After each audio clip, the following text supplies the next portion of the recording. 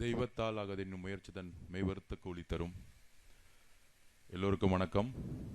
மாவட்ட பொறுப்பாளர்கள், பகுதி பொறுப்பாளர்கள், வார்டு பொறுப்பாளர்கள், என்னுடைய சகோதர சகோதரிகள் எல்லோருக்கும் என்னுடைய வணக்கம். எப்படி இருக்கீங்க எல்லாரும்? சவுண்டு கம்மியாக இருக்க. எப்படி இருக்கீங்க? ரொம்ப நல்லா இருக்கேன். தலைவர் இருக்கும்போது நமக்கு என்ன பிரச்சனை? எல்லாம் நல்லா இருக்காரு. திருச்சி கிழக்கு, திருச்சி தலைவருக்கு இப்போ ஒரு உணர்வுபூர்வமான ஒரு பகுதி ஆயிடுச்சு. ஏன்னா அவர் பிரச்சாரம் ஆரம்பிச்சதே திருச்சியில் இருந்தான். தன்னுடைய பயணத்தை ஆரம்பித்தது திருச்சியில் இருந்தான். எனக்கு ஒரு பர்சனலான ஒரு உணர்வு இருக்கு. திருச்சி, நான் பிறந்த மண்ணு திருச்சி.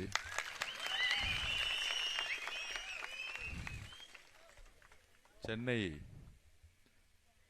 வாழ வைத்த இடம், திருச்சி பிறந்த இடம். அப்ப தமிழகம் முழுவதும் 234 தொகுதியிலும் இன்றைக்கு ஒரு மக்கள் புயல். பொதுவாக பொலிட்டிக்கல் லாங்குவேஜில் வேவ்னு சொல்லுவாங்க, அலைன்னு சொல்லுவாங்க, மக்கள் அலைன்னு சொல்லுவாங்க. ஆனால் தமிழக வரலாற்றிலேயே பெண்கள் அலை, குடும்ப அலைங்கிறது 77க்கு அப்புறம் தமிழக வெற்றி கழகத்துடைய தேர்தல் பிரச்சாரங்களில் ஒவ்வொரு வேட்பாளர்கள் பிரச்சாரம் பண்ணும்போது தெரியுது. திமுக காரங்க கிட்ட இருக்கிறது ஒன்னே ஒன்று, கையில் பணப்பெட்டி. அது மட்டும் வச்சுக்கிட்டு தான் வீட்டுக்கு போகிறாங்க. ஆனால் திருச்சியோட வேட்பாளர்கள், ஏன் நம்ம தலைவருடைய வேட்பாளர்கள் சார்பாக போகக்கூடிய நீங்கள்லாம் போகும்போது ஒவ்வொரு குடும்பமும் வரவேற்குதா இல்லையா? எப்படி வரவேற்கிறாங்க? என்ன சொல்கிறாங்க? என் புள்ள வரணும், என் மகன் வரணும், எங்கள் அண்ணன் வரணும், என் தம்பி வரணும் அப்படின்னு குடும்பமாக வரவேற்கக்கூடிய ஒரு அரசியலுடைய நிகழ்ச்சின்னு சொல்கிறதோட ஒரு தேர்தல் திருவிழா மாதிரி, ஒரு தீபாவளி மாதிரி, ஒரு பொங்கல் மாதிரி, ஒரு கிறிஸ்மஸ் மாதிரி, ஒரு ரம்ஜான் மாதிரி 77க்கு அப்புறம் 50 வருஷம் கழிச்சு ஒரு தலைவர் வரணும்னு ஒரு குடும்பத்தோடைய தலைவி நினைக்கக்கூடிய ஒரு எலெக்ஷனாக தான் இப்போ போயிட்டு இருக்கு. தமிழக வெற்றி கழகத்தை ஜெயிக்கவே முடியாது. அது நான் திருப்பியும் பதிவு பண்ணுறேன். நிறைய பேருக்கு புரியல. தமிழக வெற்றி கழகத்துக்கு பூத் இருக்கா, கட்டமைப்பு இருக்கா? திமுக 75 வருஷம் கட்சி. அவங்க கிட்ட பாருங்க, பூத் லெவலில் இருக்கவங்க ஒவ்வொருத்தருக்கும் 3000 ரூபா ஓட்டு கொடுக்கறதுக்கு ஸ்ட்ரக்சர் இருக்கு. 3000 ரூபா கொடுக்கறதுக்கு தான் கட்டமைப்பு. அவங்களுக்கு நல்லது செய்யறதுக்குலாம் கட்டமைப்பு கிடையவே கிடையாது. திமுகவோட கட்டமைப்பு இப்படி இருக்கு. கீழே இருக்கக்கூடிய ஒரு கவுன்சிலரு 10 வீடு வச்சிருப்பாங்க. கவுன்சிலர் தாண்டி எம்எல்ஏ, சேர்மனு, மதுரையில் இருந்த சேர்மன் 200 கோடி ரூபாய் அடிச்சாங்களாம் வேலை வாய்ப்பு ஊழல்ல. அதுக்கப்புறம் எம்எல்ஏ சொல்லவே வேணாம், அந்த தொகுதி முழுக்க மொத்தமாக எடுத்துக்கிட்டு இருப்பாரு. அப்புறம் மினிஸ்டரு கேட்கவே வேணாம். நம்ம அண்ணன் நேரு அண்ணன் திருச்சி எந்த ஆகிட்டாரு. திருச்சி மக்களது போய் திருச்சி நேரு அண்ணன் அவர் குடும்பத்தை ஆக்கிட்டார். அப்படி இவங்களுடைய கட்டமைப்பெல்லாம் எதுக்கு யூஸ் ஆகுது? கையில் ஒரு பணப்பெட்டியை வச்சுக்கிட்டு இதுதான் அவங்களுடைய கட்டமைப்பு. ஆனால் நம்மளுடைய கட்டமைப்பில் யார் இருக்கிறா? நம்ம அம்மா இருக்காங்க கட்டமைப்பில், நம்ம தங்கச்சி இருக்கு, நம்ம அக்கா இருக்கு, நம்ம அப்பா இருக்காங்க, நம்ம அண்ணன் இருக்காங்க. உறவுகளும் அன்பும் நம்பிக்கையும் கலந்த ஒரு கட்டமைப்பு தமிழக வெற்றி கழகம். அதனாலதான் வேட்பாளர்கிட்ட காசு இல்லைனாலும் 5000 பேர் பின்னாடி பெண்களும் இளைஞர்களும் எங்க அண்ணன் ஒரு வேட்பாளரை போட்டுட்டாரு, நான் ஜெயிக்க வைக்கிறேன்னு ஒவ்வொருத்தரும் ஃபாரின்ல இருந்து கிளம்பி வராங்க. லட்சக்கணக்கான பேரு இங்க இருக்கவங்க குடும்பமா அந்த வேட்பாளர் முகம் தெரியுதா இல்லையா அதெல்லாம் இல்ல, எங்க அண்ணன் சொல்லிட்டாரு ஜெயிக்க வைக்கிறேன்னு சொல்லக்கூடிய தமிழ்நாட்டுடைய அரசியல் சூழல் மாறும்போது திருச்சி கிழக்க பத்தி கேட்கணுமா? சொல்லுங்க. ஆனா இருந்தாலும் நம்மளுடைய வேலையை நம்ம செஞ்சாகணும். ஜனநாயக கடமை. மக்கள் நம்ம ஒரு கட்சியா இருக்கிறோம், ஒரு குடும்பமா இருக்கும். ஆனால் மக்களை சந்திக்கக்கூடிய ஒரு தேர்தல் பிரச்சாரத்தை உருவாக்கணும். எந்த மாதிரி பிரச்சாரம் உருவாக்கணும்? நம்மெல்லாம் தேர்தல் அரசியல புதுசா இருக்கலாம், அதெல்லாம் பெரிய கஷ்டமான வேலைலாம் கிடையாதுங்க. இந்த தேர்தல் கட்டமைப்பு அனுபவம் ஒண்ணுமே தேவையில்லை. இங்க இருக்கக்கூடிய நிர்வாகிகள் இப்பதான் நான் சொன்னேன், ஒவ்வொரு பூத்துக்கும் 3 பேர், 304 பூத்து 304 பூட்டு 3 பேர் கீழே நீங்கள்லாம் 10 பேர் வச்சிருக்கீங்க. காலையில் வந்தவொடனே அந்த 3 பேர் யாரு, உங்களுக்கு கீழே 10 பேர் யார் இருக்கா? 13 பேர் ஒரு பூத்தில் ஸ்ட்ராங்காக 4 பெண்கள் இருக்காங்க, மித்தவங்கெல்லாம் ஆண்கள், இளைஞர்கள் எல்லாரும் இருக்கிறாங்க. ரொம்ப சந்தோஷமா இருந்துச்சு பூத்து பார்க்கும்போது. இவ்வளவுதான் பூத்து. இவன் சொல்ற பூத்து கையில காசு வச்சுக்கிட்டு 3000 ரூபாய் கொடுக்கற பூத்து. நம்மளுடைய பூத்து ஒவ்வொரு பூத்துலயும் 3 குடும்பம் இருக்கு. அது போதும் நமக்கு. அந்த 3 குடும்பம் நேரா போய் 300 குடும்பத்தை பார்த்தா போதும். இவ்வளவுதான் பூத் ஒர்க். இதெல்லாம் ரொம்ப பெருசா டிவியில உட்காந்து பெரிய அறிவு ஞானிகள் பேசிக்கிட்டு இருப்பாங்க உட்காந்துக்கிட்டு. திமுக கட்டமைப்பு இருக்கு, திமுக 75 வருஷம் கழிச்சோம், அந்த கட்சி இப்படி அப்படி இப்படி. இவங்கெல்லாம் சின்ன பசங்க, எல்லாம் பொய். டிவியை பார்க்க எல்லாம் பேக்கேஜ் கொடுத்துருக்காங்க டிஎம்கேல இருந்து. எல்லாம் பேசுறவங்கலாம் பொய்யா பேசிட்டு இருப்பான். கவலைப்படவே படாதீங்க. ஒவ்வொரு பூத்துல நம்மளோட குடும்பம் 12 பேர், 3 குடும்பம் இருந்தா போதும். ஒவ்வொரு பூத்துலயும் 300 ஃபேமிலி. 300 ஃபேமிலினா 1000 பேர், 1000 உறவுகளை நம்ம சந்திக்க போறோம், 1000 குடும்பத்தை சந்திக்க போறோம். அவ்வளவுதான். 1000 ஓட்டை சந்திக்க போறது இல்ல. ஓட்டு இல்ல, உறவுகள், அன்பு, குடும்பம். அந்த குடும்பத்துக்கு என்ன தேவையோ அதை செய்ய உண்மையா நம்பிக்கையா ஒரு தலைவர் இங்க வந்து நிக்க போறாரு. அவர் முதலமைச்சருடைய வேட்பாளர் இல்ல, முதலமைச்சர் ஆகக்கூடிய தொகுதி இது. மக்கள் முடிவு பண்ணிட்டாங்க.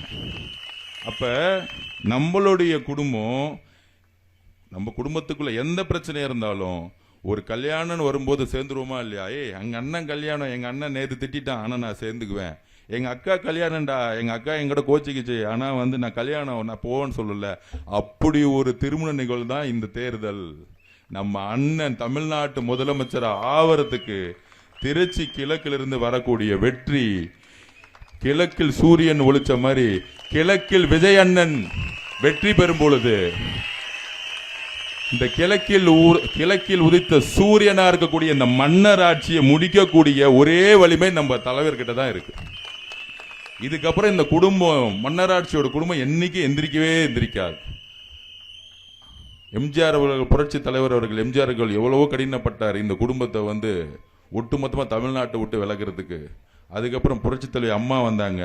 ஆனா அதை முடிச்சு விடுறது நம்மளுடைய தலைவர் விஜய் அவர்கள்ங்கிறத வரலாறா மாறப்போகுது. மு.க. ஸ்டாலின் குடும்பமே இன்னைக்கு வந்து வரக்கூடிய தேர்தலில் படுதோல்வி அடையும் பொழுது இங்க இருக்க குடும்பம், நேரு அண்ணன் குடும்பம், தம்பி மகேஷ் பொய்யாமொழி, நம்ம ஆக்டர் உதயநிதி ரசிகர் மன்ற தலைவராக இருந்த மகேஷ் பொய்யாமொழி எல்லாம் அடிக்கிற காத்துல எங்க போறாருன்னு தெரிய போறது இல்லை. அவர் ஆட்டோ ஓட்டலாம், ஆக்டிங் பண்ணலாம், எல்லா திருட்டுத்தனமும் பண்ணுவாங்க. ஏன் தேர்தலுக்கு முன்னாடிலாம் பண்ணல? இந்த 4 நாள் தான் பண்ணிட்டு இருப்பாங்க. எங்க போனாங்க தொகுதிக்கு? இப்ப மட்டும் வருவாங்க. ஸோ இந்த மாதிரி திருட்டுத்தனம் எலெக்ஷன் டைம்ல ஒரு வாரத்துக்கு முன்னாடி 5000 ரூபாய் காசு கொடுத்து ஜெயிச்சிடலான்னு ஒரு திருட்டுத்தனத்தை உருவாக்குறது தான் திமுக. ஆனால் நம்ம கிட்ட திருப்பியும் சொல்றேன், ஒவ்வொரு பூத்துலயும் 3 குடும்பம் ஸ்ட்ராங்கா இருக்கு. ஒரு பெண்ணை வாங்க முடியாது. தமிழக வெற்றி கழகத்தில் இருக்க ஒரு பெண்ணை 10,000 ரூபாய் இல்ல, நீ 50,000 ரூபாய் கொடுத்து வாங்கி ஓட்டை மாத்தி காமிச்சிரு. அடுத்த மாசம் 4ஆம் தேதி என்னைக்கு தெரியும்? தமிழகத்துல 55% பெண்கள் இருக்காங்க. அதுல எத்தனை பேர் தமிழக வெற்றி கழகத்துக்கு ஓட்டு போட போறாங்க? அதுக்கப்புறம் இளைஞர்கள். நான் ஏன் உறுதியாக சொல்றேன்னா, இந்த கட்சியோடைய கட்டமைப்பே பெண்களால் உருவாக்கப்பட்டது. இளைஞர்கள் 2வது தான், பெண்களால் உருவாக்கப்பட்டது. அந்த பெண்களுக்கு இருக்கக்கூடிய வலிமை என்ன தெரியுமா? ஒரு குழந்தையை பெற்றெடுக்கக்கூடிய வலிமை எவ்வளவு பெரிய வலிமை தெரியுமா? உயிர் போயிட்டு உயிர் பெற வரக்கூடிய வலிமை அது. அந்த வலிமையே தாங்கும் போது தேர்தல் வலிமையெல்லாம் தாங்க மாட்டாங்களா? ஏண்டா திமுக காரங்களா, எங்களை பார்த்து நீ ரவுடிசம் பண்ற, மிரட்டுற, பணத்தை கொடுக்குறங்கிற. எங்க பெண்கள் ஒரு குழந்தையோடைய பெற்றெடுக்கக்கூடிய வலிமையை தாங்கும் பொழுது ஒட்டுமொத்த ஒரு நல்ல விஷயத்துக்காக, ஒரு ஆட்சி மாற்றத்துக்கான ஒரு வலிமையை உருவாக்க மாட்டாங்களா? ஸோ இந்த பெண்கள் கட்டமைப்பு எதுக்காக உருவாக்கப்பட்டது? பெண்களுக்கு பாதுகாப்பு தமிழ்நாட்டில் இல்லை.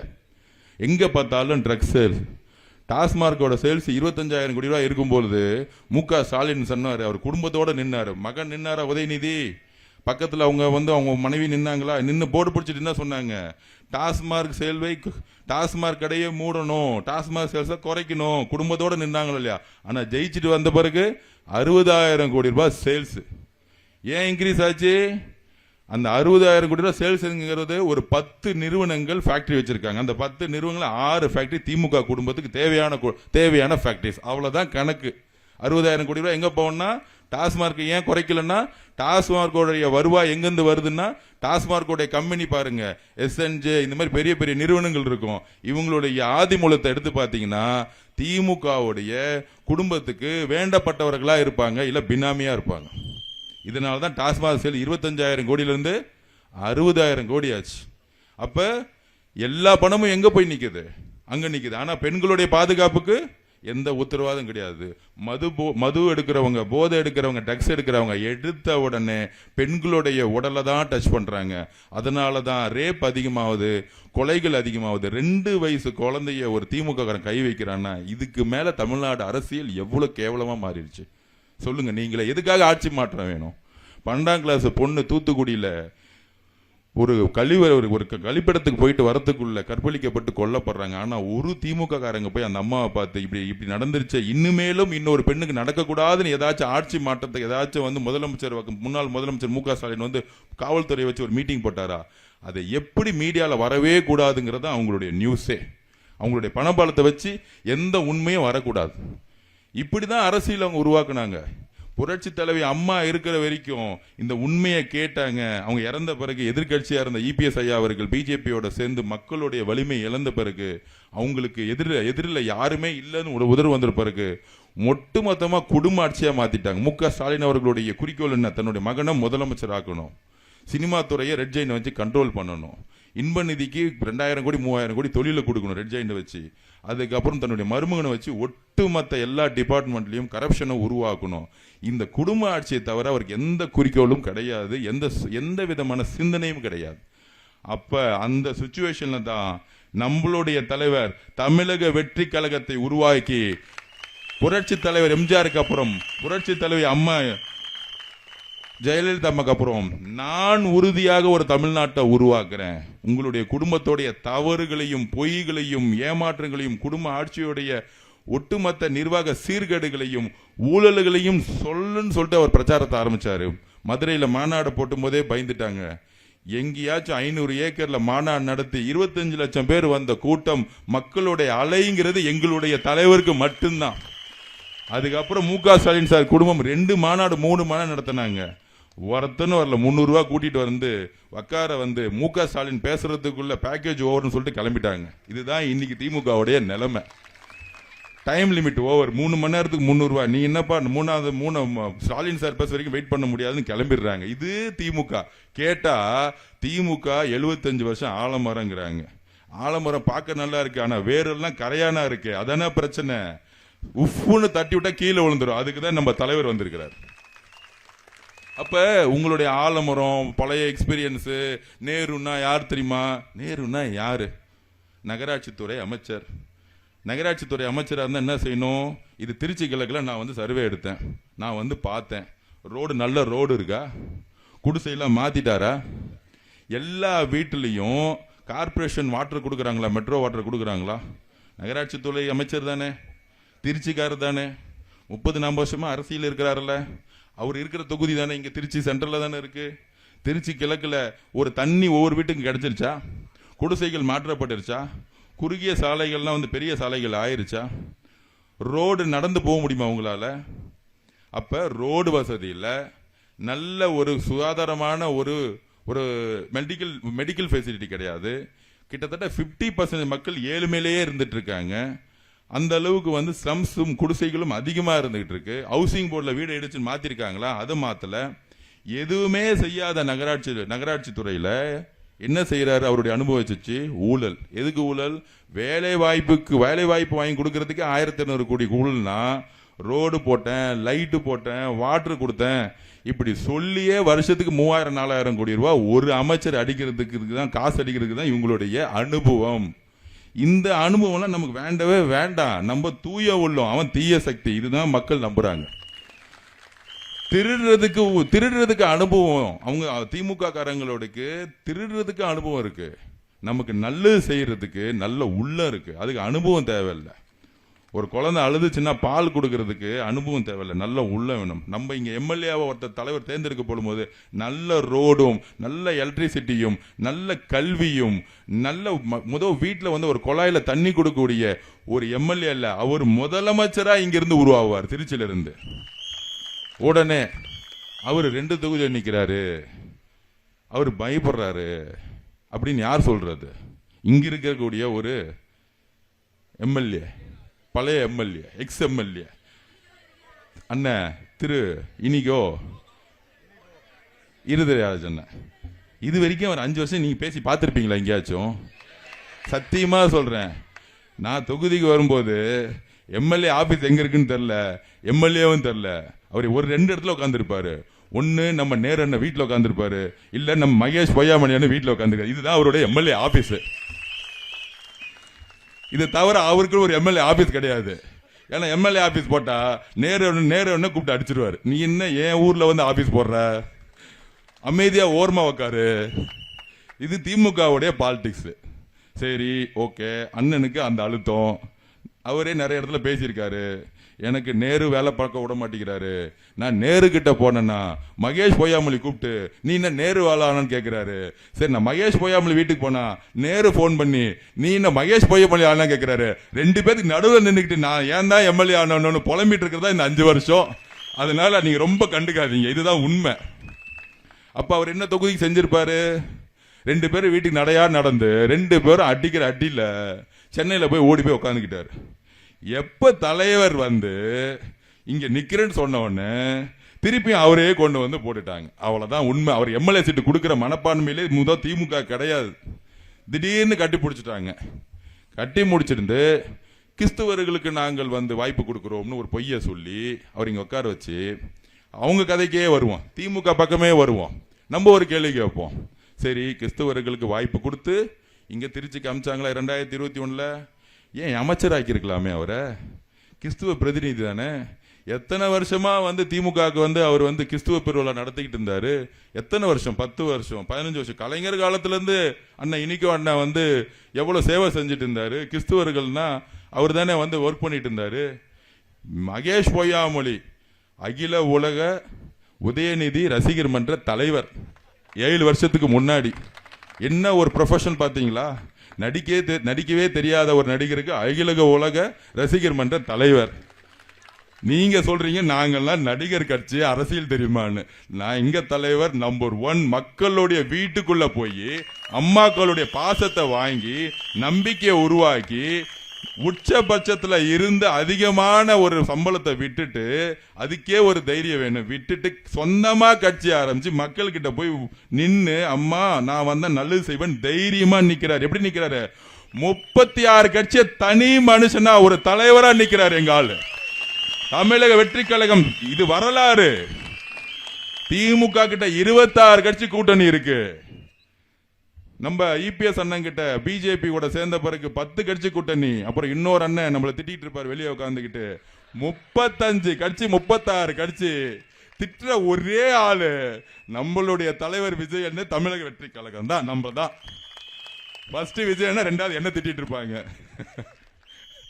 ஏன்னா நம்ம உண்மையை பேசுறோம்ல, அதுதான் பயம் வருது அவங்களுக்கு. சோ அந்த மாதிரி 36 கட்சியை எதிர்த்து நின்ன ஒரு தலைவர், ஒரு கட்சி தமிழக வெற்றி கழகங்கிறத பெருமையா சொல்லுவோம். ஏன்னா நம்ம கிட்ட உண்மை இருக்கு. ஏன் இவ்வளோ பேர் ஒரு சூழ்ச்சியை உருவாக்குறாங்க, இவ்வளவு அழுத்தத்தை விடுறாங்க, ஒரு சொந்த மூவியை கூட இன்டர்நெட்ல லீக் பண்றாங்க, கரூர்ல வந்து பக்கத்துல கட்டமைப்பை உருவாக்குறாங்க. உங்க கதைக்கே வர திமுக கேட்கிறேன். திமுக பெரிய கட்சி தானே. முக ஸ்டாலின் சார் என்ன சொல்லுவார்? பெரிய அந்த கரூர்ல மாநாடு போட்டு திரு செந்தில் பாலாஜி அவர்கள் ஒரு நேர்மையான ஒரு பெரிய நிர்வாகி, அவர் தேர்தல் அரசியல்ல பயங்கரமா ஜெயிக்க வச்சிருவாரு, இந்த நிர்வாகத்தை நான் பாராட்டுறேன்னு பேசினார்ல. அப்படி இருந்தவர் எத்தனாயிரம் கோடி வச்சிருக்காரு? 10 ரூபாய் பாட்டில் வித்த ஒரு 5000 கோடி வச்சிருக்காரு. டாஸ்மார்க்க ஒழிக்கணும்னு சொன்ன திமுக, சாராயத்தின் ஒழிக்கணும்னு சொன்ன திமுக, பாட்டில் வித்து 10 ரூபாய் எடுத்து சம்பாதிச்ச ஒரு கேவலமான திமுகவை இந்த கலைஞர் காலத்துல கூட பார்த்திருக்க மாட்டாங்க. அப்படி காசு அடிச்ச செந்தில் பாலாஜி, அவ்வளவு காசு இருக்கு, தேர்தல் அறிவு இருக்கு. கரெக்டா நீங்க சொல்ற மாதிரி சொந்த மண் கரூர் விட்டு ஏன் ஓடினார்? திமுக காரங்களை பத்தி கொஸ்டின் கேளுங்க. தம்பிங்களா, நீங்க தான் ஜெயிக்க போறீங்களே, உங்களுக்கு தான் 26 கட்சி இருக்கு. எத்தனை கட்சி வச்சிருக்காங்க? காங்கிரஸுங்கிறாங்க, விசிகேங்கிறாங்க, கம்யூனிஸ்டுங்கிறாங்க, எல்லாருமே இருக்காங்கல்ல. கரூர் ஒரு சாதாரண தொகுதி தானே, சின்ன தொகுதி தானே, கையில் 3000 கோடி வச்சிருக்காங்கல்ல. பிறந்த மண்ணை விட்டு யாராச்சும் ஓடுவாங்களே கோயம்புத்தூருக்கு? கோயம்புத்தூருக்கும் உனக்கு என்ன சம்பந்தம் நான் கேட்குறேன். ஏன் தெரியுமா? கரூர் மக்கள்ல ஒட்டுமொத்த தமிழ்நாடு மக்களும் இந்த 41 பேரை கொன்னதுக்கான காரணம்னு மக்கள் செந்தில் பாலாஜியும் மகேஷ் பொய்யாமலையும் நினைக்க எப்பயோ ஆரம்பிச்சுட்டாங்க. அதுக்கு உதயநிதி தான் மூலன்னு எல்லாருக்கும் தெரியும். இந்த ஒரே பயம்தான் உன்னுடைய 5000 கோடி, உன்னுடைய செல்வாக்கு, உன் பிறந்த மண்ணை விட்டு ஓடுறதுக்கான காரணம். இதுதான் உண்மை, இதுதான் உண்மை. ஏன் சொந்த ஊரை விட்டு ஒன்னாப்புல? கரூர் அவருடைய கோட்டை, செந்தில் பாலாஜியோட கோட்டை. அவர் நினைச்சா என்ன வேணா செய்ய முடியும். ஆனா சொந்த தொகுதியில் நிக்க முடியாம ஓன பத்தி, அதுதான் எங்களுடைய தலைவரோட வெற்றி. அதுதான் தாய்மார்களுடைய கண்ணீரோட வெற்றி.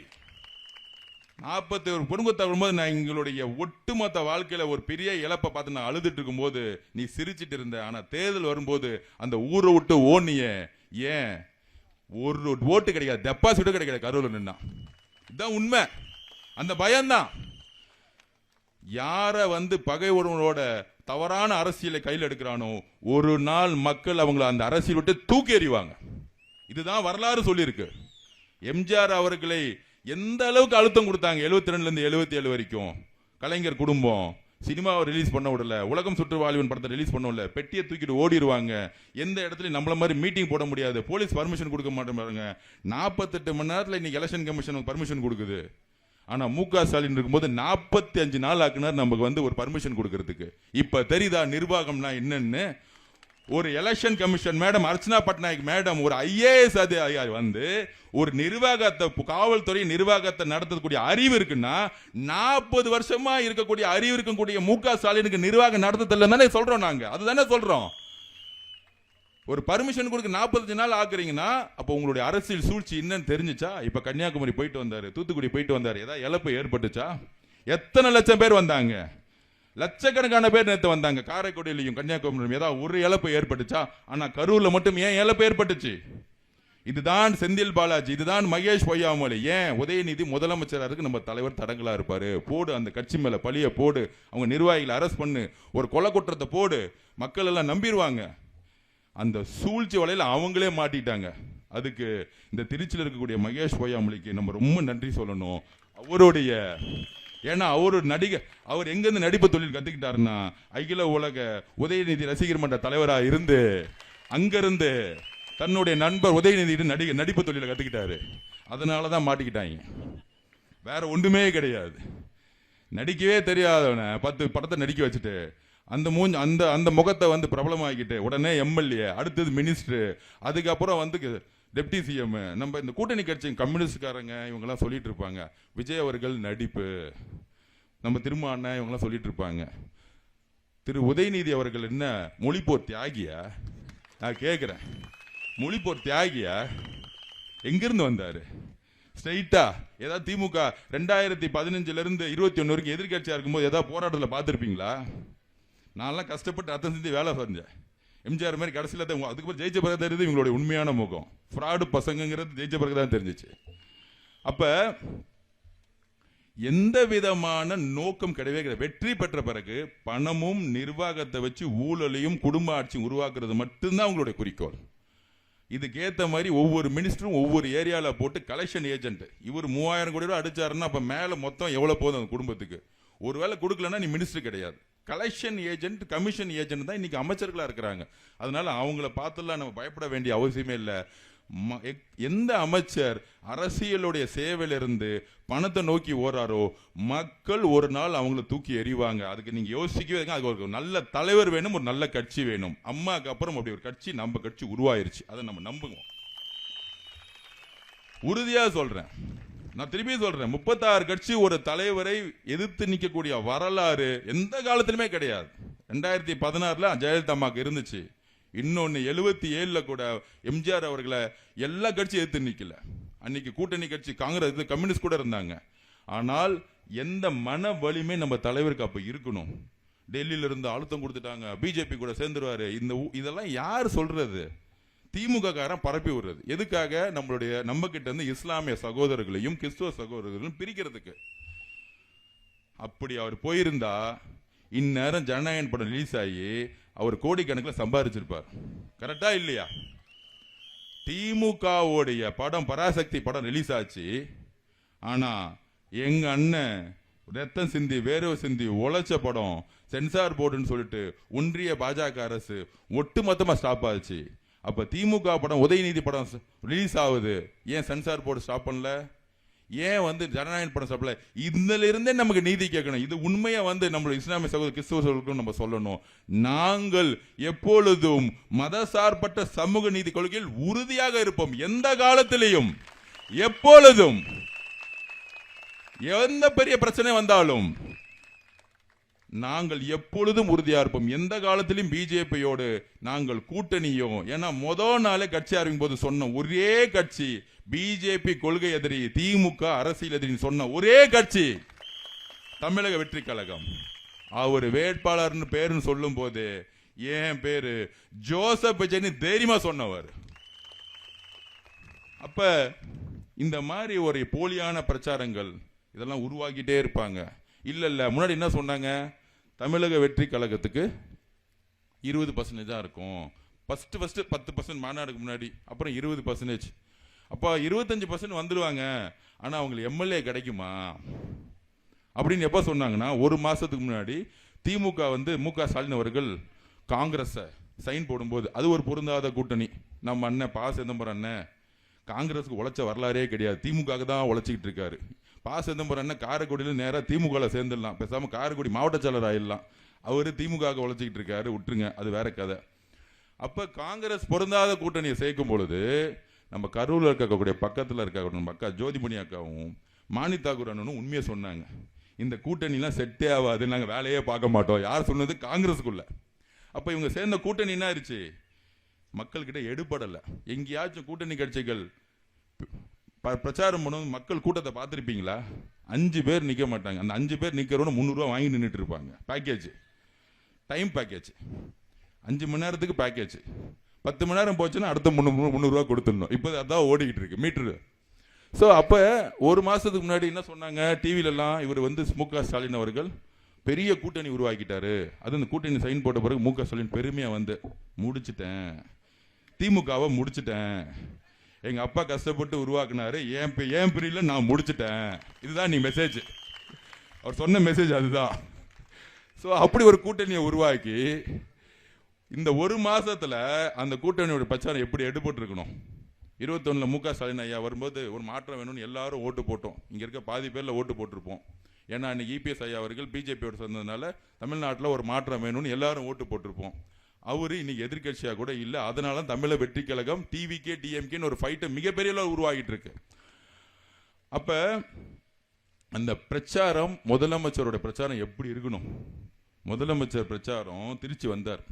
அவர் சொல்லுவார், நம்ம தலைவர் பேர் நம்ம கட்சி பேர் சொல்லவே மாட்டாராம். ஆனால் அவர் முதலமைச்சராக இருந்த வரைக்கும் ஒட்டுமொத்த அரசாங்கம் இருக்குல்ல, ஐஏஎஸ் ஆபீசர்ஸ், போலீஸ் ஆபீசர்ஸ் எல்லோரும் சேர்ந்து டார்கெட் பண்ணது நம்மளுடைய தமிழக வெற்றி கழகத்தையும் நம்மளுடைய தலைவரும் தான். கரூர்ல இருந்து ஆரம்பிச்சாங்க. கட்சி எதிர்த்து நிக்கல, தமிழ்நாட்டுடைய அரசோடைய நிர்வாகம் மிஸ்யூஸ் பண்ணப்பட்டுச்சு, நமக்கு எதிராக செயல்பட்டாங்க. ஆனா அதையும் மீறி நம்ம பிரச்சாரத்தை உருவாக்கிட்டே இருந்தோம். அப்படி உருவாக்கும் பொழுது அவர் நம்மளை எதுக்கலன்னா, திரு மு.க. ஸ்டாலின் அவர்கள் ஃபர்ஸ்ட் பிரச்சாரம் எங்க வந்தார் தெரியுமா? திருச்சி கிழக்குக்கு தான் வந்தார்.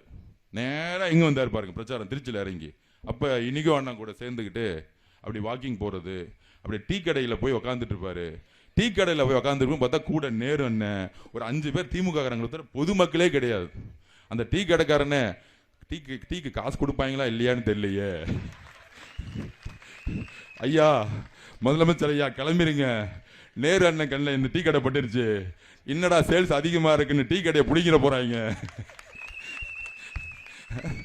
பயந்துட்டு டீ கடைக்காரன் எப்போதான் முதலமைச்சரா போவான்னு சொல்லிட்டு, ஏன்னா நம்ம நேரு அண்ணன் குடும்பம் ஏதாச்சும் கொஞ்சம் நல்லா இருந்தாலே பிடிங்கி பட்டா போட்டுருவாங்க.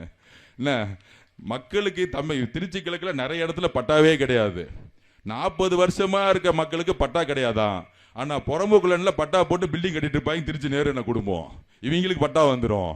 என்ன அந்த மாதிரி ஒரு குடும்பம் ஸ்டாலினோட நிழல்ல உட்காந்துக்கிட்டு எல்லா அநியாயம் பண்றது. அப்படி இருக்கும் பொழுது அவரோட பிரச்சாரம் எப்படி இருந்துச்சு? ஆனா நம்ம அண்ணன் நாமினேஷனுக்கு தான் வந்தாரு. ஒட்டுமொத்த திருச்சி இங்க தான் இருந்துச்சு. எப்படி இருந்துச்சு?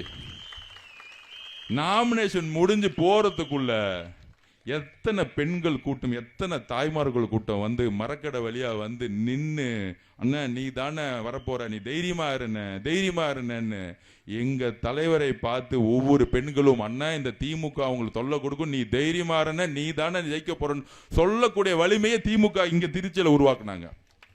அதுக்கப்புறம் தான் திருநெல்வேலி, தூத்துக்குடி. ஸோ அந்த மாதிரி இது வந்து ஒரு குடும்ப அலை. குடும்ப அலைன்னா இங்கே வந்து ஆண்கள்லாம் வந்து சொல்லுவாங்க, ஆணாதிக்கம்லாம் கிடையாது. தமிழ்நாட்டில் பெண்கள் குடும்ப தலைவி தான் முடிவு பண்ணுறதே அரசியல. தமிழக வெற்றி கழகம் வந்த பிறகு, ஏன்னா 30 வருஷத்துக்கு முன்னாடி பெண்களும் இளைஞர்களும் அரசியல் பக்கம் வரவே இல்லை. ஆனால் இன்னைக்கு ஒரு 10 வயசு குழந்தை யாராச்சும் திமுக காரன் பிரச்சாரம் பண்ணாலே, அந்த கொடியை பார்த்தாலே தீய சக்தின்னு சொல்றாங்கன்னா எவ்வளோ பெரிய அரசியல் மாற்றம் இது. அப்ப யார் பண்ணது இந்த வேலையை? அம்மாக்கள் அந்த குழந்தைகிட்ட சொல்லியிருக்கிறாங்க. அது யார் தெரியுமா? முக ஸ்டாலின் சார், தீய சக்தியோட தலைவர். அவர் முதலமைச்சர்னே தெரிய மாட்டேங்குது அந்த குழந்தைங்களுக்கு. அந்த கொடியை பார்த்தாலே பாவம், அண்ணா அவர்கள் சத்தத்தை சிந்தி உருவாக்கின கொடி அது. இந்த குடும்பத்தினால 10 வயசு குழந்தை அந்த கொடியை பார்த்துட்டு தீய சக்தி கொடின்னு சொல்றாங்க இன்னைக்கு திமுக பார்த்துட்டு. அப்படி ஒரு கொடியவே தீய சக்தின்னு சொல்லும்போது எப்படி திமுக ஓட்டு கிடைக்குன்னு நம்புறாங்கன்னு எனக்கு இன்னைக்கு வரைக்கும் தெரியல. ஸோ அதனால நம்மளுடைய பிரச்சாரம் எப்படி இருக்கணும்னா, நான் திருப்பியும் சொன்னேன் இங்க இருக்கக்கூடிய நிர்வாகிகள்கிட்ட, ஒவ்வொரு வீட்டுக்கும் பூத் லெவல்ல நம்மளுடைய குடும்பம் 12 பேர் இருக்காங்க. அதுல பூத் லெவல்ல 300 வீடுனா 300 வீட்டுக்கும் நீங்க முகத்தை காமிச்சிட்டு, எங்க அண்ணன் வரும்பொழுது திருச்சி கிழக்குங்கிறது தமிழ்நாட்டுடைய ஒரு மாடல் தொகுதியா இருக்கும். எல்லா வீட்டுக்கும் குடி தண்ணீர் கொடுக்கப்படும், நல்ல ரோடு கிடைக்கும், ஒவ்வொரு வார்டுக்கும் நல்ல ஹாஸ்பிட்டல் கிடைக்கும், நல்ல விளையாட்டு மைதானங்கள் கிடைக்கும். எந்த அளவுக்கு டாஸ்மாக் கடைகள் இருக்கோ அதை வந்து குறைக்கப்படும். ட்ரக்ஸ் கஞ்சா இருக்கவே இருக்காது தொகுதியில். அந்த அளவுக்கு காவல்துறையை டைட் பண்ணுவார். தமிழ்நாடு முழுமைக்கும் அவர் ஒர்க் பண்ணும் பொழுது 50 வருஷமா ஒரு கட்சிக்கு மாத்தி ஓட்டு போட்டிருக்கீங்க. மக்கள்கிட்ட சொல்லுங்க, ஒரு முறை ஓட்டு போடுங்க. எங்க அண்ணன் ஒரு தட்டி வந்தாரு, ஏன் வர முடியலன்னா தமிழ்நாடு முழுவதும் பிரச்சாரத்தை உருவாக்கிட்டு இருக்காரு. தமிழ்நாட்டுக்கு முதலமைச்சர் ஆகும் பொழுது திருச்சி கிழக்கு அவருடைய சொந்த குழந்தையா இருக்கும், குழந்தைய கைவிட மாட்டாரு, அவருடைய சொந்த கண்களா இருக்குங்கிறத நீங்க பதிவு பண்ணுங்க. எங்ககிட்ட அப்பயே சொல்லிட்டார், எம்எல்ஏ ஆபீஸ்னா எப்படி இருக்குன்னா ஒரு கலெக்டர் ஆபீஸ் மாதிரி இருக்கும் என் தொகுதியிலன்னு என்கிட்ட சொல்லிட்டார். அந்த அளவிற்கு ஒவ்வொரு தெருவும், ஒவ்வொரு தெருக்கள் இருக்க பிரச்சனைகளை நான் பேசுவேன். அது இல்லாம ஒவ்வொரு மாசமும் நான் இங்க வந்து தொகுதி மக்களுடைய, என்னுடைய குடும்பத்தோட இருக்க குடும்ப உறவுகளை பார்த்து பிரச்சனையை நான் சரி செய்வேன்னு என்கிட்ட சொல்லி அமிச்சார். நான் வந்து அவருடைய ஒரு செய்தி, ஒரு மெசேஞ்சர். ஸோ அண்ணங்க இன்னைக்கு தொகுதி பொறுப்பாளராய், மாவட்ட செயலர் நினைக்காதீங்க, ஆதவர்ஜனா மாவட்ட செயலர், தொகுதி பொறுப்பாளர் நான் தான் உங்களுக்கு. அதனால உங்களுக்குள்ள எந்த பிரச்சனைகளா இருந்தாலும், இங்க சௌகத் இருக்காரு, எல்லாரும் இருக்கிறாங்க, எந்த பிரச்சனையா இருந்தாலும் அண்ணன் தம்பி பிள்ளையா நினைச்சு என்கிட்ட சொல்லுங்க. நம்ம அண்ணன் ஜெயிக்கணும், ஜெயிக்கிறது கன்ஃபார்ம். ஆனா ஆப்போசிட்ல ஒருத்தரும் டெபாசிட் வாங்கவே கூடாது. இந்த தேர்தலில் ஒண்ணுதான், அவன் 10,000 ரூபாய் கொடுப்பான், பணமா மாற்றமா, பணமா நல்ல தலைவரா அப்படின்னு பெண்கள் முடிவு பண்ணுவாங்க. பணத்தை வாங்கிட்டு விசில் சிம்பிளுக்கு மிகப்பெரிய அளவில் காலையில் 8 மணிக்கே பூத்துக்குள்ள போய் தமிழ்நாட்டில் தேர்தல் வரலாற்றிலேயே 90% ஓட்டு சதவீதம் வந்து பதிவாகுதா இல்லையான்னு மட்டும் பார்த்துக்கோங்க. 85% 90% ஓட்டு பதிவாக போகுது. தமிழ்நாட்டில் முதல் முறையில் 75% மேல அதிகமாக வந்தது கிடையாது. முதல் முறையில் 85-90% பதிவாக போகுது. அந்த 15% யாருக்குன்னா நம்மளுடைய தலைவருக்காக தான் இருக்கும், வேற எந்த கட்சிக்கும் இருக்காது. எக்ஸ்ட்ரா போடுறவங்க எல்லாம் நம்மளுடைய பர்சன்டேஜ் தான். அதனால கள நிலவரம் என்ன போயிட்டு இருக்குன்னா, இன்னைக்கு திமுக கூட்டணியோட தமிழக வெற்றி கழகத்தோட ஓட் பேங்க் அதிகமாயிருச்சு. நம்ம இப்ப எல்லாரும் எதுக்கு வேலை பார்த்துட்டு இருக்கோம்னா, எம்எல்ஏவா எல்லாரும் ஜெயிக்கணும். அதுக்கு இவங்க என்ன பண்ணுவாங்க, காசு கொடுப்பாங்க. அந்த காசையும் மீறி ஒன்று இருக்கு, அது என்ன தெரியுங்களா? அதுதான் அன்பும் நம்பிக்கையும். அன்பும் நம்பிக்கையும். அந்த அன்பும் நம்பிக்கையும் ஒரு சாதாரண மனிதனால் உருவாக்க முடியாது. யாரு உண்மையான அன்பு வச்சிருக்காங்களோ, நம்பிக்கை வச்சிருக்காங்களோ, அப்பதான் நான் அக்கான்னு சொல்லும் போது நீங்க என்ன நம்பினா மட்டும்தான் அக்கான்னு நீங்க உணர முடியும், நான் அக்கான்னு நம்ப உணர முடியும். அந்த நம்பிக்கையை நம்ம தலைவர் மேலும் நம்ம தமிழக வெற்றி கழகமும் பெண்களும் இளைஞர்களும் எல்லாரும் வச்சிருக்கோம். அதனால நமக்குள்ள ஏதாச்சும் வேறுபாடுகள் இருந்தா கூட இந்த 8 நாள் ஒரே ஃபோக்கஸ், எல்லோரும் உங்களுக்கு தேவையான அந்த ப்ரௌச்சர்ஸ், நம்ம தலைவருடைய நம்ம தலைவர் இந்த தொகுதிக்கு என்னென்னலாம் பணி செய்ய போறாரு, என்ன வாக்குறுதி கொடுக்க போறாருங்கிறத எல்லாமே கூட சீக்கிரத்தில் உங்க கைக்கு வந்து சேரும். அதை ஒவ்வொரு வீடா நீங்க போய் கொண்டு போய் சேர்த்துருங்க. உங்களுடைய முகம்தான், அது பெண்களா இருந்தாலும் அம்மா இருந்தாலும் தம்பியா இருந்தாலும், உங்களுடைய முகம்தான் நம்மளுடைய தலைவருடைய முகம். அவங்களுக்கு இதுல வேறுபாடே கிடையாது. பெயர்கள் வேறு, குடும்பம் வேறு, ஆண் பெண்ங்கிற உருவம் வேறு, ஆனால் ஒரே முகம் நம்மளுடைய தலைவர் விஜய் அண்ணனுடைய ஒரு உறவு முறம், நம்பிக்கை. அதனால அந்த ஒரு முகம் நம்பிக்கைக்கான முறம், அன்புக்கான முறம். அதனால இந்த குடும்பம் இவ்வளோ பெரிய கட்சி, அவங்க 100 கோடி இறக்கிட்டாங்க. 100 கோடி இறக்கி இருந்தா செந்தில் பாலாஜி ஏன் கோயம்புத்தூர் போயிருப்பாரு? யோசிச்சு பாருங்க. 234 அதாவது ஒரு பை எலெக்ஷன்ல 10,000 கொடுத்து ஜெயிச்சிடலாம், ஒரு கார்பரேஷன் எலெக்ஷன் உள்ளாட்சியில் 10,000 கொடுத்து ஜெயிச்சிடலாம். ஆனால் 234 தொகுதிக்கு ஒரு எலெக்ஷன் வரும் பார்த்தீங்களா? அப்போ ஒரு நேர்மையான தேர்தல் அதிகாரி அர்ச்சனா பட்நாயக் மேடமே வந்து டிஜிபி, சீஃப் செக்ரட்டரி, கமிஷனரு எல்லாத்தையும் மாற்றுவாங்க பார்த்தீங்களா? டிஜிபியை மாற்றினோன்னே, அப்புறம் சீஃப் செக்ரட்டரி மாற்றினோன்னே ஃபர்ஸ்ட் குரல் எங்கேருந்து வந்துச்சு தெரியுமா? நம்ம மு.க. ஸ்டாலின் சார் பதட்டம் ஆயிட்டாரு. என்னடா எல்லா ஆஃபீஸரும் மாத்துறீங்க, இவங்களை வச்சு தான் நான் ஜெயிக்கணும்னு நினைச்சிட்டு இருந்தேன். இந்த அதிகாரிகளை வச்சு தானே இந்த 10 மாசமா தலைவர் விஜய் அவர்கள் நெருக்கடி கொடுத்தோம். இன்னைக்கு சென்னை கமிஷனர் மாத்திட்டாங்க. இங்க இருக்க போலீஸ் காவல்துறை நம்ம கேட்டா பர்மிஷன் கொடுத்துட்றாங்க. ஏதாவது தவறு நடந்துச்சுன்னா ரோட்ல உட்காந்துடுறாங்க. ரோட்ல உட்காந்தா திமுக கீழே ரோட்ல உட்காந்தா 300 ரூபா கொடுத்து உட்கார வைப்பாங்க, உட்கார மாட்டாங்க, கிளம்பிடுவாங்க. ஆனா தமிழக வெற்றி கழகம் ஒரு போராட்டம் பண்ண 5000 பேர் உட்காடுறாங்க. என்ன பண்றதுன்னே தெரியல. என் போலீஸ் ஆபீசர் ஒருத்தர் சொல்றாரு, இப்ப கூட காலைல இருந்து ஒருத்தர் பார்த்துட்டு வந்தேன். அவர் என்ன சொன்னாருன்னா, உங்க பசங்க கிட்ட ஒண்ணு சொல்லிடுங்க, எங்கெல்லாம் திமுக காரங்க பிரச்சாரம் பண்றாங்களோ அங்க போய் விசில் அடிக்கிறாங்க. 2 பேர்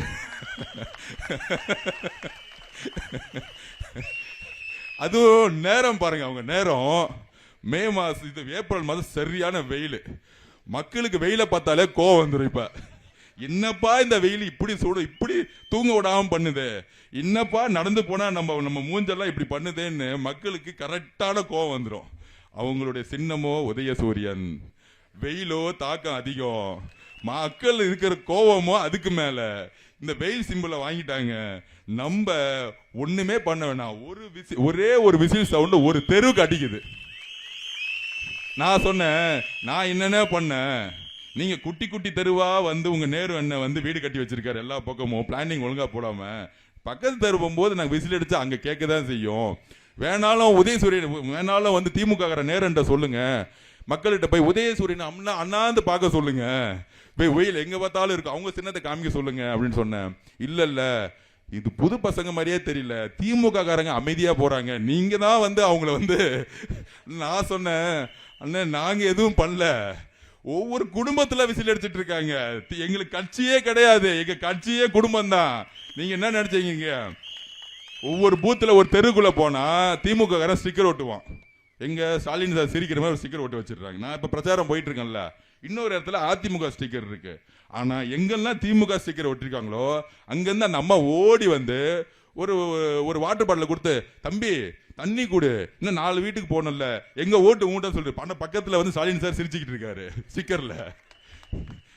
இவங்க இந்த நலத்தட்ட உதவிகள் கொடுக்குறேன்னு சொல்லி ஸ்டிக்கர் ஓட்டுவாங்களே, அந்த மாதிரி ஒவ்வொரு வீட்டு ஸ்டிக்கர் ஒட்டிட்டு இது ஏன் வீடு நினைச்சிட்டு போயிட்டாங்க. அந்த வீட்டுல தான் நமக்கு மாத்தியே ஓட்டு உள்ள போகுதுன்னு புரியவே இல்லை இவங்களுக்கு. அப்ப தமிழக வெற்றி கழகத்துக்கு வீடே கிடையாது. ஏன்னா எல்லா வீடும் நம்ம வீடு அங்க இருக்கிறது. 50 வருஷமா ஓட்டு போட்டு எனக்கு தெரிஞ்சு நேரண்ண வீட்லயே ஓட்டு விழாதுன்னு நினைக்கிறேன். அந்த அம்மா என்னையா இப்படி பண்ணிக்கிட்டு இருக்க, உன்னால சிபிஐ இடி இன்கம் டாக்ஸ் பிரச்சனையா இருக்கு, நீ முதல்ல தோத்துட்டு ஒருமா வீட்டை குடும்ப வேலையை பாரு, நீ ரொம்ப நாளா சுத்திக்கிட்டு இருக்க அங்கிட்டும் இங்கிட்டும், நானும் கஷ்டப்பட்டுக்கிட்டே இருக்கேன், அடுத்த தலைமுறையாச்சும் நல்லா இருக்கட்டும், அதனால நீ இந்த தடி தோத்து போயிடு, கொஞ்சம் வீட்டு வேலையை போய் ரேஷன் கடைக்கெல்லாம் போயிட்டு கொஞ்சம் அடிக்கடி போயிட்டு வா, இனிமேட்டு இந்த ஊழல் பண்ணிட்டு இருக்கலாம் போதுன்னு சொல்லிட்டு அந்த குடும்ப வாரிசுகளே ஓட்டு பார்த்தீங்கன்னா மாத்தி ஓட்ட போறாங்க. திமுக மாவட்ட செயலருடைய அவங்க மனைவி அவங்க குழந்தைங்களே ஓட்டை மாத்தி போடக்கூடிய வரலாறு இந்த 26 உருவாக போகுது. சும்மா டிவியில் உட்காந்துக்கிட்டு இவங்க யார் ஓட்டை பிரிப்பாங்க, இவங்க இந்த ஓட்டை பிரிப்பாங்க. தம்பிங்களா, உங்க திமுக ஓட்டை பிரிக்கிறதாண்டா எங்களோட தலைவருடைய ஃபர்ஸ்ட் நோக்கம். உங்களுக்கு யாரு ஓட்டு போட்டா? அம்மாக்கள் ஓட்டு போட்டாங்க. நீங்க வந்தா எங்களுக்கு பெண் பாதுகாப்பு கொடுப்போன்னு, குடும்ப ஆட்சி கொடுக்க மாட்டீங்க, ஊழல் பண்ண மாட்டீங்க, உங்க குடும்பத்தில் இருக்கக்கூடிய மருமகனும் பையனும் நிர்வாகத்தை தலையிட மாட்டீங்கன்னு சொன்னது யாரு? மு.க. ஸ்டாலின் அவர்கள் ஜெயிக்க போறதுக்கு முன்னாடி ரொம்ப நல்ல பிள்ளையா சொன்னாரு. ஆனா வந்த பிறகு என்னெல்லாம் சொன்னாரோ அதெல்லாம் செய்யவே இல்லை. அப்படி இருக்கும்போது யாரு மாத்தி ஓட்டு போடுவா? திமுக ஓட்டு போடவங்க தான் முதல்ல ஓட்டு போடுவாங்க. அதிமுக ஓட்டு எப்பயோ ஷிஃப்ட் ஆயிருச்சு. அவங்களுக்கு கவலைக்கவே விடாதீங்க. தயவு செஞ்சு அதிமுக பத்தி பேசிடாதீங்க. தொகுதிக்கு போகும்போது செமிஃபைனல்ஸ்ல மேட்ச் முடிஞ்சிருச்சு. ஃபைனல்ஸ் ஆஸ்திரேலியா வாஸ் இந்தியானா நம்ம அதை மட்டும்தான் பற்றி பேசணும். செமிஃபைனல்ஸ் மேட்சை யாராச்சும் பார்த்துட்டு இருப்பீங்களா?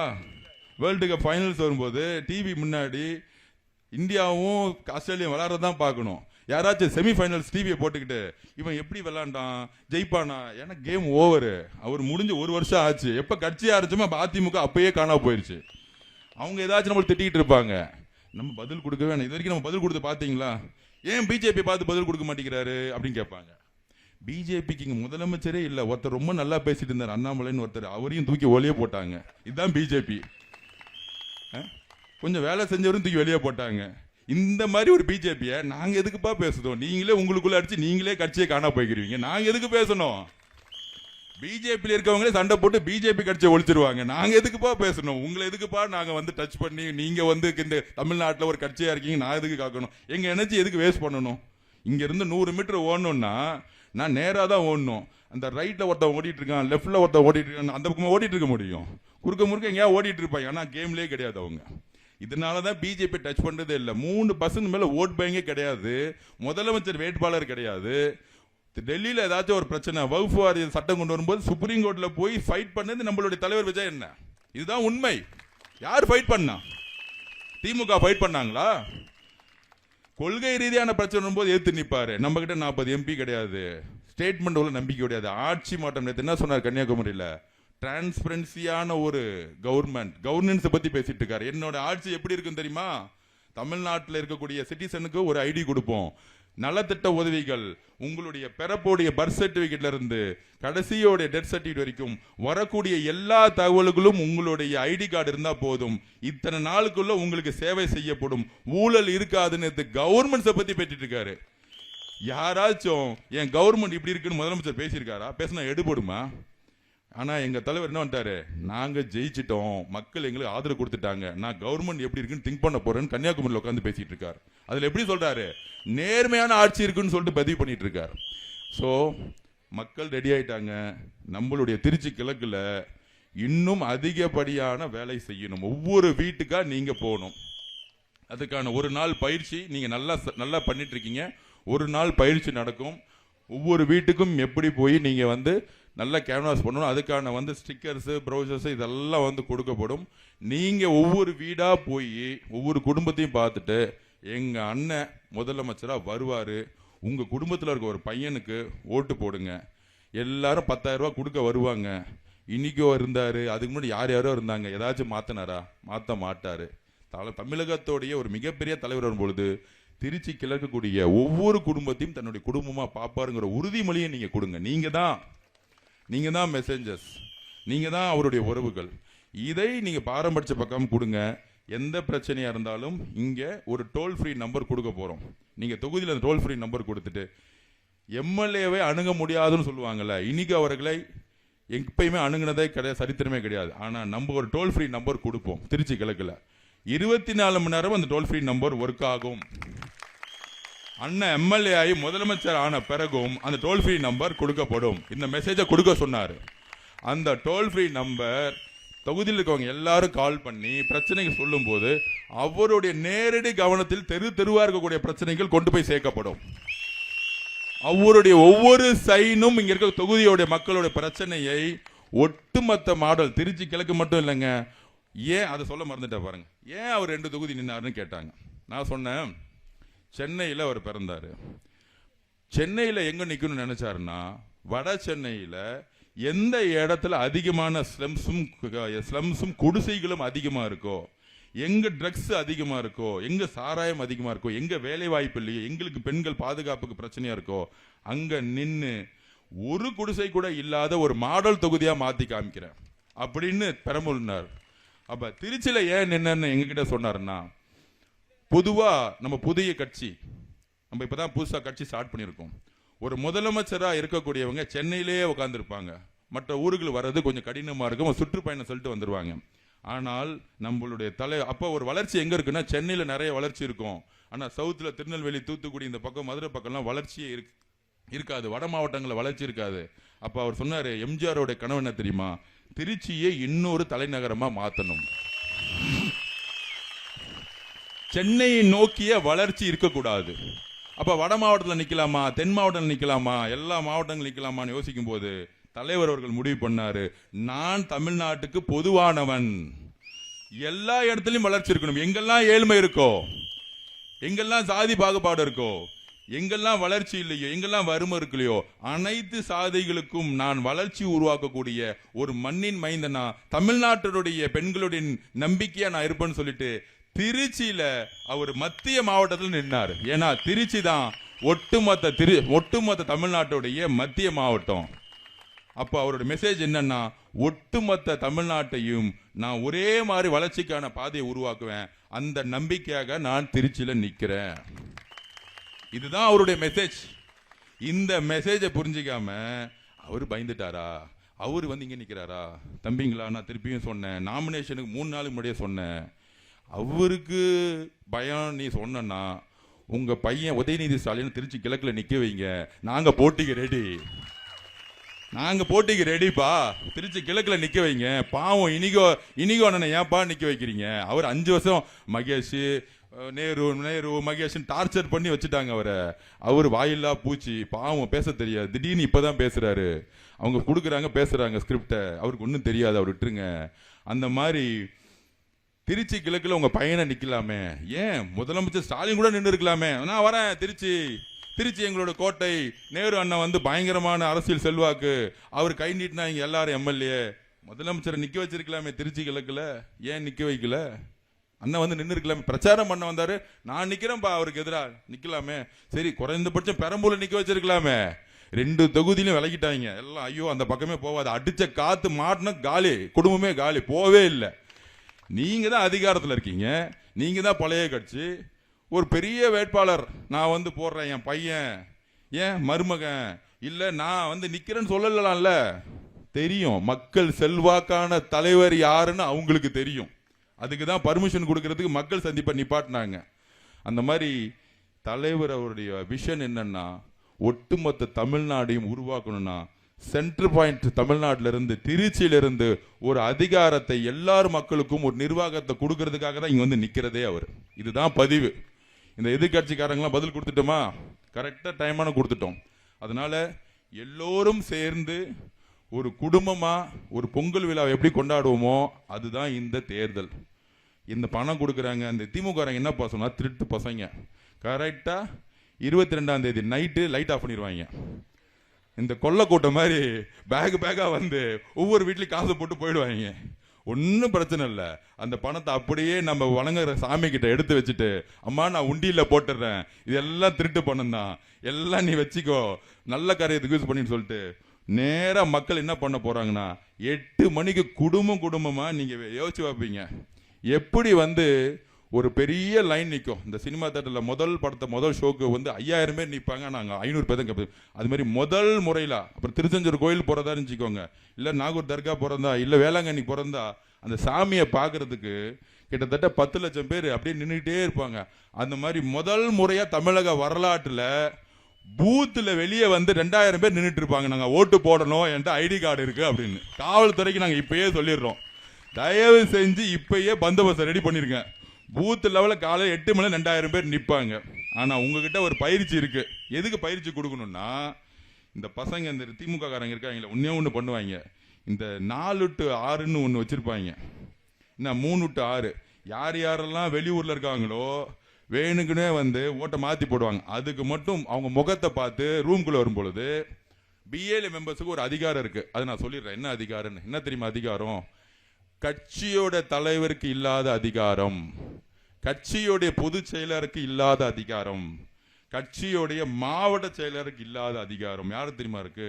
பிஎல்ஏவா இப்போ 3 பேர் போட்டு நீங்கள் அந்த கிளாஸ் ரூமில் கவுண்டிங் டே இது ஓட்டிங் டே அன்னைக்கு போறீங்க தெரியுமா?